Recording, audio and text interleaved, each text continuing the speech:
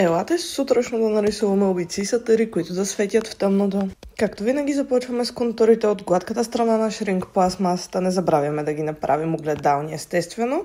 И продължаваме с другите детайли от грапавата страна. Добавяме малко от блясъци с бяло и продължаваме към дръжките на ножовете. Когато сме готови с всички детайли, хващаме акрилната боя и започваме да пръскаме кръв навсякъде. Принтираме картончета за обиците и започваме да ги режем, след което взимаме перфоратора, пробиваме дупки на всяка и продължаваме с печенето. Ето и как светят в тъмното, а тук може да видите разликата в размера преди и след печенето.